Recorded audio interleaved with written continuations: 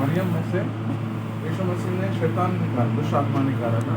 उसके बाद से उनकी वहाँ दोस्ती हो गई। अब आपने कहा कि आपके गाय 3 किलोमीटर जाते, यीशु मसीह और उसके चेले इसके घर से 3 किलोमीटर दूर थे। यहाँ लिखा 2 मील, यूहन्ना 11 अध्याय के अंदर 18 वचन के अंदर 2 मील दूर थे, 3-3.25 किलोमीटर दूर थे। कि किसी ने आकर के बोला कि जो तेरा जो दोस्त है ना लाजर नाम का, वो बीमार है, वो मरने पर है, उसकी बहनें आपको याद कर रही है, प्रभु आजा। सुनने के बाद में यीशु मसीह ऐसे टहलते निकलने से आगे आधा घंटा में पहुंच सकता है। आधा घंटा बहुत हो गया था, 1 घंटा। 4 दिन नहीं गए, 4 दिन नहीं।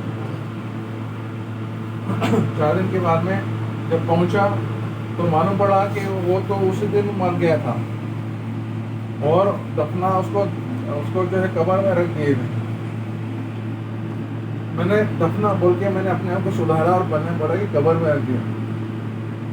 उन दिनों में करते क्या थे कि गड्ढा खोदते थे, गुफा जैसा, उसके अंदर लाश डाल करके ऊपर बाहर से कुछ उसको बंद कर देते थे, पत्थर से मट्टी से बंद कर देते।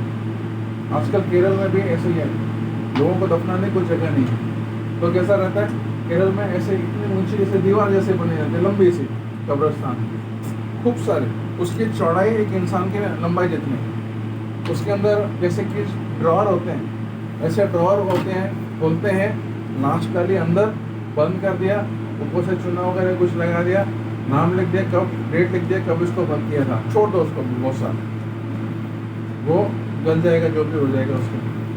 क्योंकि कब्रिस्तान में कब्र खोदने को जगह नहीं। विजय भाई हमेशा बोलते कि यहाँ क्रिश्चियन लोगों के लिए कब्रिस्तान नहीं, हिंदू के लिए हिंदुस्तान, मुसलमान के लिए पाकिस्तान, सौदाजी के लिए खालिस्तान और क्रिश्चियन के लिए बोलो कब्रिस्तान है ना। वो भी नहीं है इधर, ठीक है। और जो बोलते हैं सारे भगवान एक है और उनके जाके अपने अगर कोई मर गया अपने यहाँ तो मुसलमान की कब्रिस्तान में दफना क्या हो, दंगे हो जाएंगे वहाँ। वो तो छोड़ो, कैसे लोग वहाँ जाए, वो अपने लोगों को मुस्लिम ले लेंगे।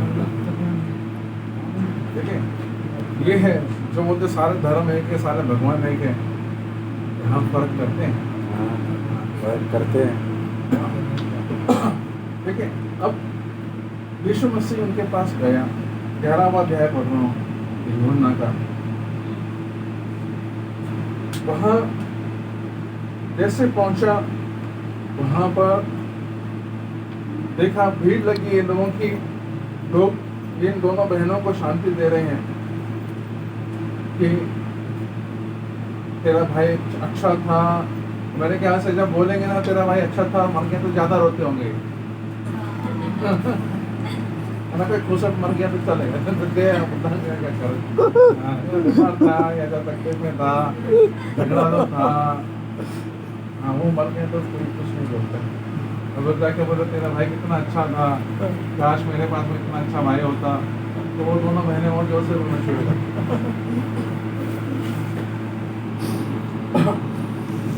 जैसे ही वो वहाँ पहुंचा, मार्था ने कहा प्रभु अगर कोई यहाँ होता तो मेरा भाई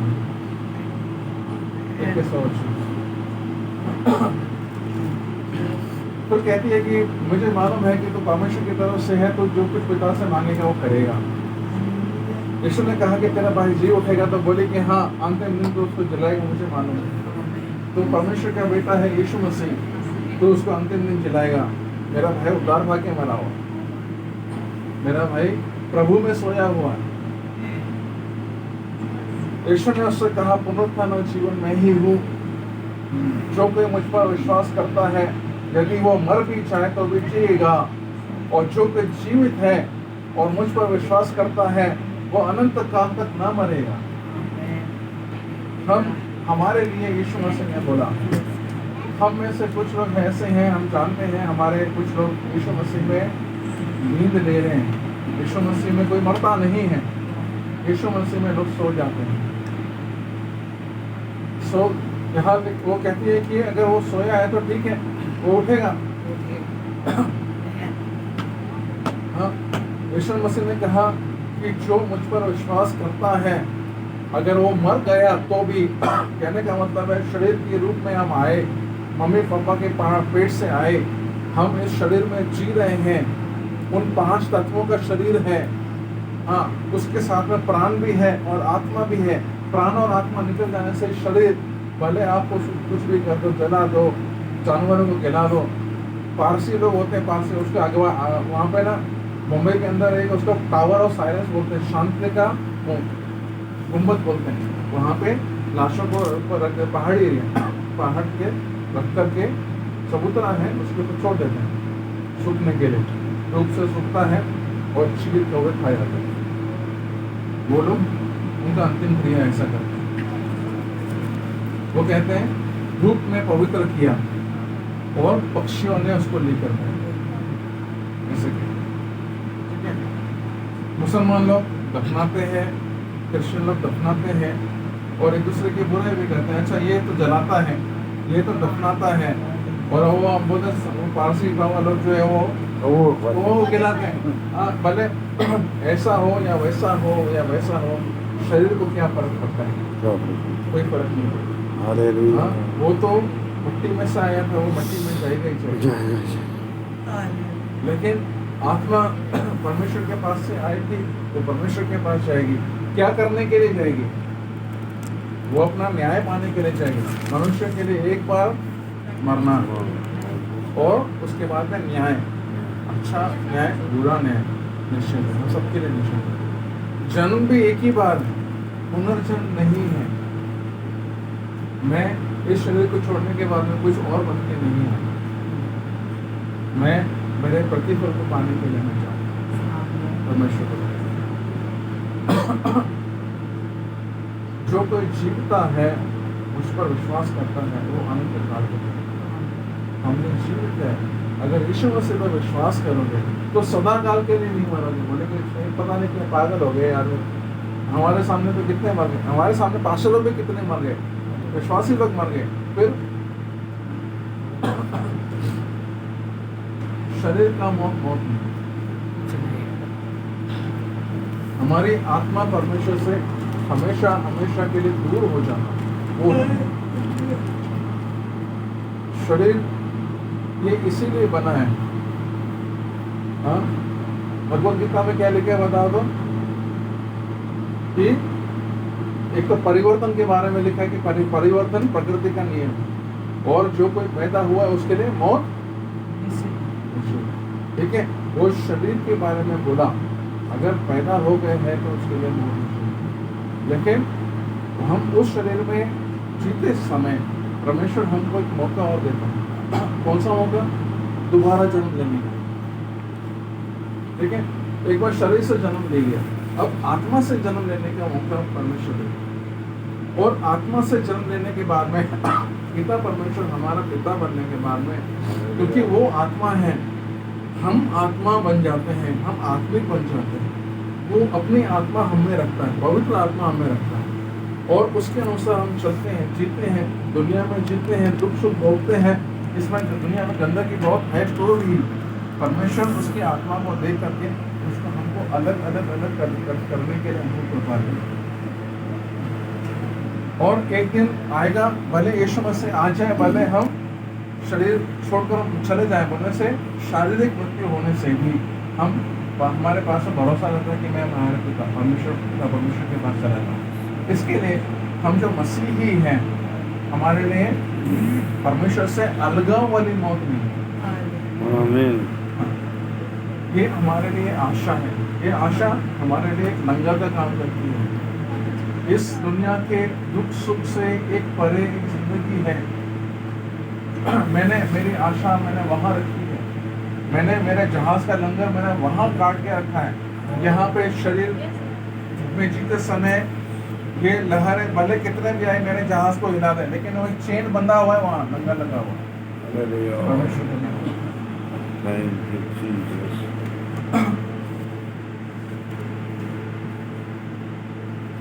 ये सब हमने कहा शरीर के बारे में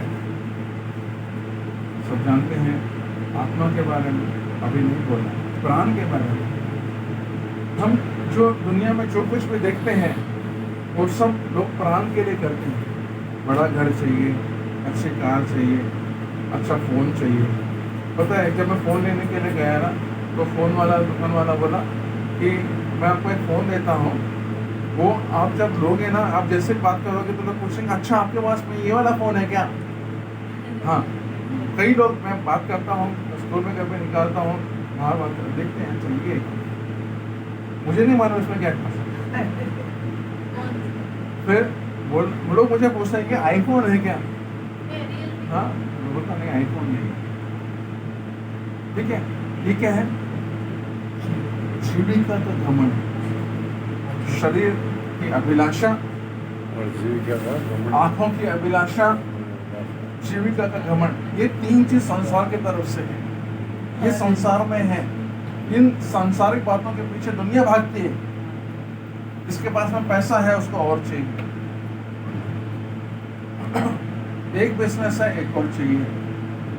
हाँ, हमारे बच्चे अच्छे पढ़ लिख जाएं, उनकी अच्छी जगह शादी हो जाए, आवश्यक है, लेकिन उसमें अकेले में जिंदगी नहीं है।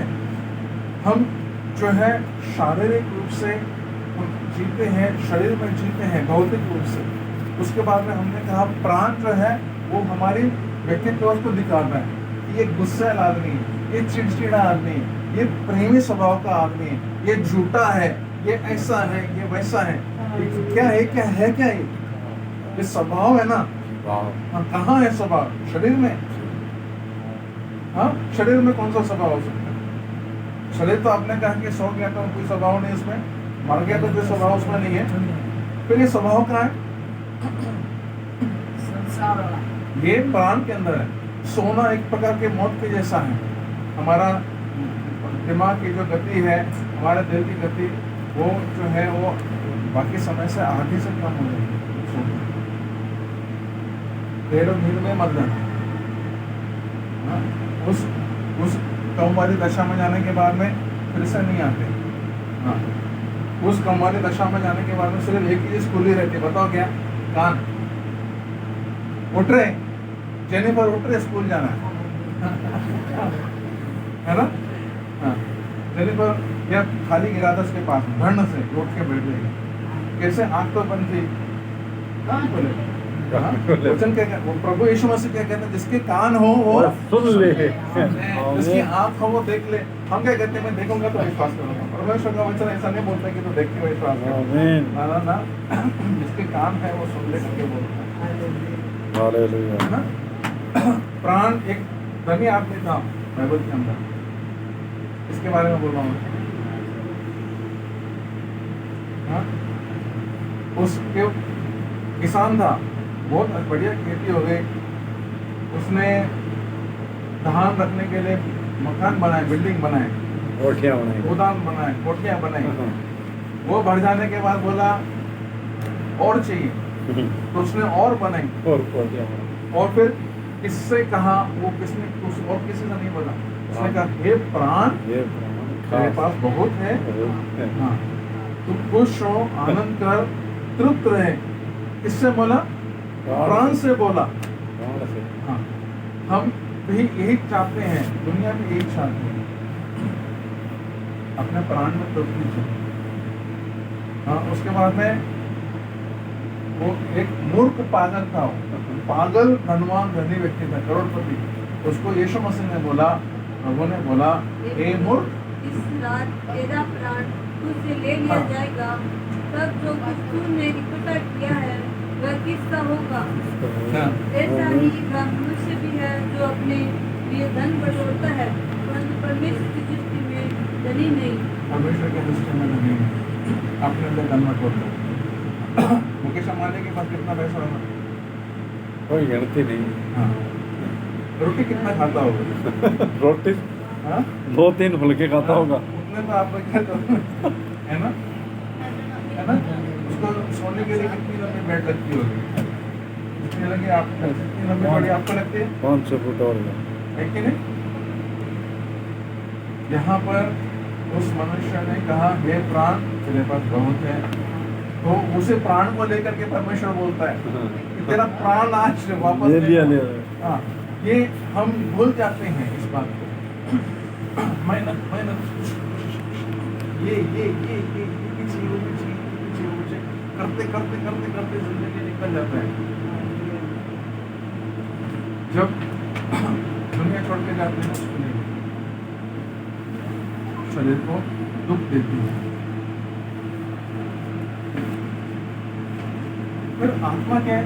आत्मा एक वो चीज है जो हमको पशुओं से अलग पहचान देती है।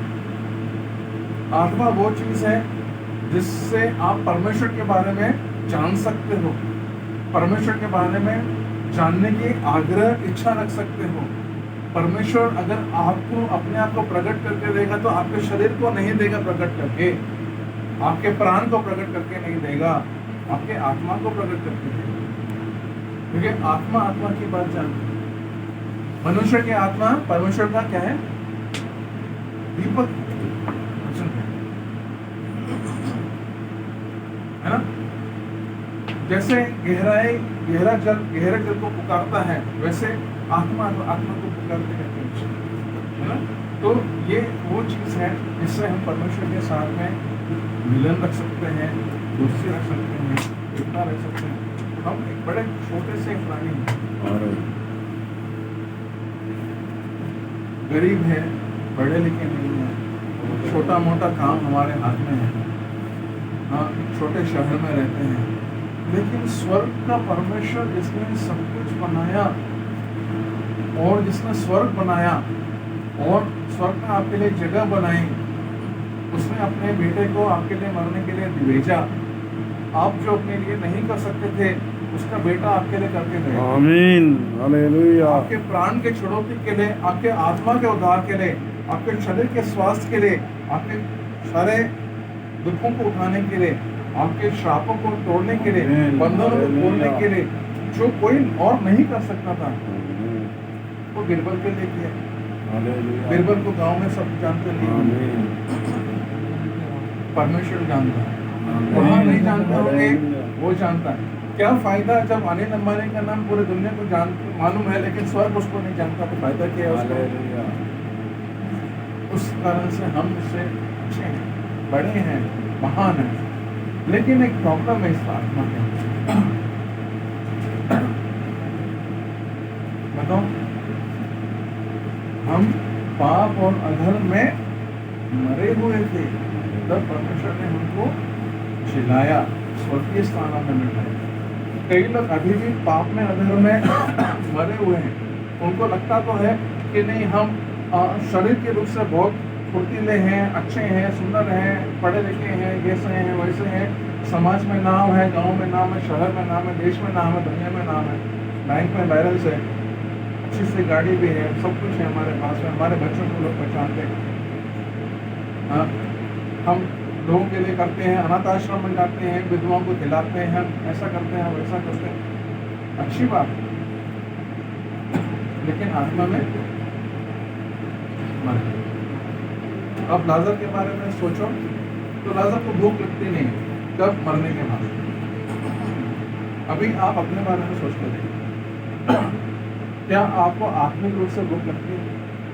वचन पढ़ने की, वचन सुनने की, उसमें ध्यान करने की, प्रार्थना करने की, परमेश्वर से एकता रखने की, परमेश्वर के साथ लोगों से एकता रखने की भूख लगती है क्या? हाँ? अगर जो आत्मिक रूप से मरा हुआ है उसको ये आत्मिक रूप से जो मर गया उसको भूख नहीं। लाजर के बारे में कहूँ कि वो चेतना शून्य है। किसी को दुख है, इसको क्या करना? कोई रो रहा है, इसको क्या करना? कोई खुश है, इसको क्या करना? हाँ, कोई गड्ढे में जा रहा है, इसको क्या करना? हाँ, कोई विनाश में जा रहा है, इसको क्या करना? दुनिया नाश होने वाली, इसको क्या करना? ऐसे लोग चर्च के अंदर भी है,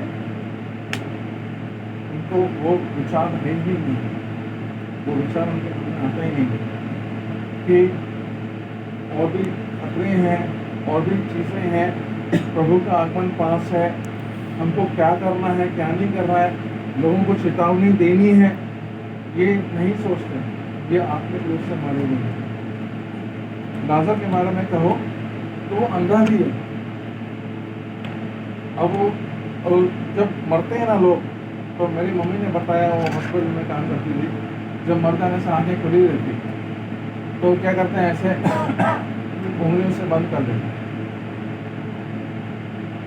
खुला रखने से भी क्या उसको दिखेगा क्या? नहीं। कई दुनिया में ऐसे लोग हैं, कई विश्वासी लोग हैं, कई पास्टर लोग हैं जो आंखें खुली है लेकिन उनको दिखता नहीं दिखती।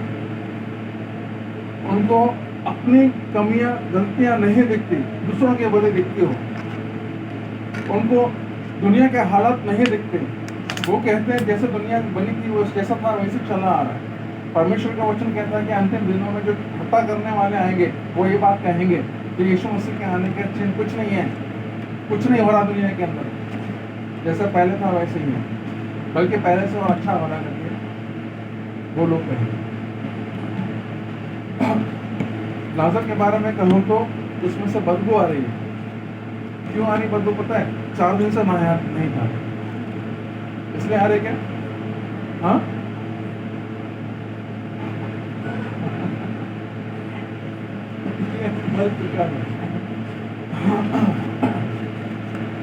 दूध खराब हो जाए सुबह से शाम तक, तो शाम को उसको सुन नहीं सकते, सीधे देखना पड़ता उसको।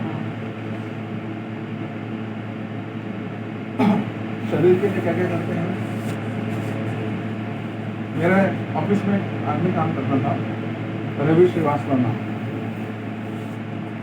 वो देखो हम मराठी में बोलते खादाड़, खादाड़ बोलने से जो दिखा था खाए, मोटा नहीं था, दुबला पतला। इंग्लिश में बोलते हैं ग्लूटॉन, मेरे कैसे मारवाड़ी में बोलते हैं खाउकर। समझ गए ना मैं क्या बोल रहा हूँ? एक बार स्टेशन पे रुका था ट्रेन के लिए, उसकी ट्रेन आने को 3 घंटे बाकी थे, तो एक दूसरी ट्रेन आके रुकी। उसका जो पेंट्री का होता है ना जिसमें खाना बनता है वो सामने आ गया, और उसमें से गा रहे थे खुशबू। हाँ, वो ट्रेन में चढ़ गई।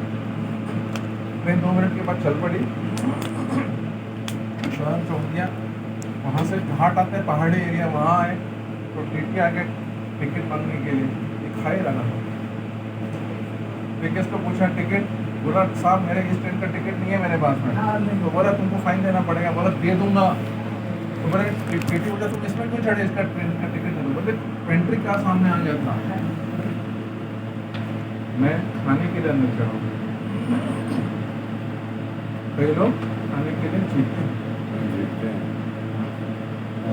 ये भी चाहिए, वो भी चाहिए, ये भी चाहिए, वो भी चाहिए, ये भी चाहिए। प्रभु में आने के बाद में हम उपवास करना चाहिए, शरीर की अभिलाषा को दबाना सीखें। लेकिन जो शरीर की अभिलाषा को नहीं दबाता, जो आंखों की अभिलाषा के ऊपर इसको कंट्रोल नहीं है, जो शराब भी पिएगा, गुटखे भी खाएगा, तंबाकू भी खाएगा, खाने की चीज़ें भी खाएगा और चाय भी पिएगा। हाँ, चाय नहीं पिएगा सुबह तो उसको बाथरूम नहीं आती। हाँ, उनका मतलब लोग ऐसे हैं जो कहते हैं दिन खराब है, आज मेरे को चाय नहीं मिलेगी। मिलो या नहीं मिलो उससे फर्क नहीं पड़ना चाहिए। किसी भी प्रकार का व्यसन जो करते हैं वो शरीर के लिए करते हैं। ये शरीर डिमांड करता है, ये भी चाहिए, वो भी चाहिए, ये भी चाहिए, वो भी चाहिए। ये शरीर की अभिलाषा के लिए जीते हैं परमेश्वर के वचन के अनुसार, वो आत्मिक रूप से आमीन। परमेश्वर का यीशु मसीह ने कहा मैं जीवन देने के लिए आया और मैं बहुतायत का जीवन देने के लिए आया। इस मनुष्य के लिए इसमें शरीर है और आत्मा है और प्राण है। आप प्राण के लिए बहुत कुछ कर सकते हो, शरीर के लिए बहुत कुछ कर सकते हो। लोग करते हैं, दुनिया में बहुत सारे लोग हैं, संस्थाएं हैं जो करती हैं, वो अच्छे अच्छे काम करती हैं, लेकिन आत्मा के लिए कोई नहीं, आत्मा के लिए सोचते भी नहीं है। आत्मा उनके लिए नहीं के बराबर है।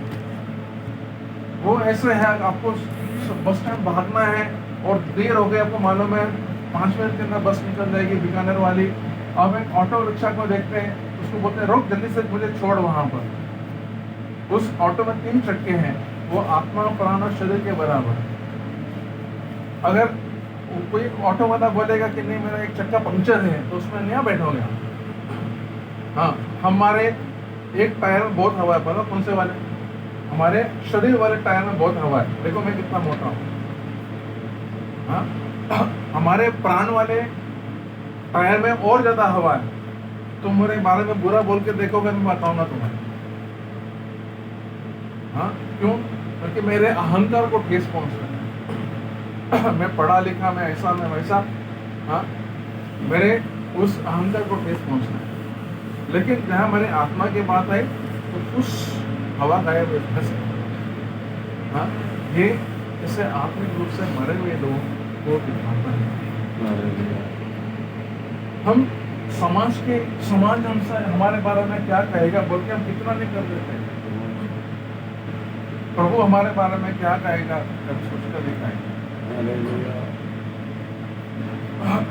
प्रकाशित वाक्य में जो 7 चर्चेस के बारे में वहां लिखा है, उसमें से एक को कहा कि तू कहता तो है जीवित है लेकिन तू मरा हुआ है। ऐसे ही मरे हुए कलीसिया कभी कभी मेरे को लगता है कि हम कहते हैं कि प्रभु की स्तुति करो, किसी के मुंह से निकलता नहीं। हाँ, ये हमारे जीवन से खास करके हम जो अंतिम समय में जो लोग रहते हैं तो हमारे जिंदगी में से उमड़ के गिर के निकलना चाहिए। आप गिर के निकलना चाहिए, नहीं तो तुम बोलो ना, मुंह खोलो ना। मुंह क्यों बंद करके रखा है? वचन कहता है कि जो मनुष्य के भीतर है वो मुंह से बाहर आता है। हाँ। जब बुरी बातों के बारे में यीशु मसीह ने कहा कि व्यभिचार, चोरी, हत्या, ईर्ष्या ये मनुष्य के अंदर भीतर है, हम जो इन बातों को छोड़ चुके हैं तो हमारे अंदर क्या है बताओ? पवित्र आत्मा के फल अगर हैं और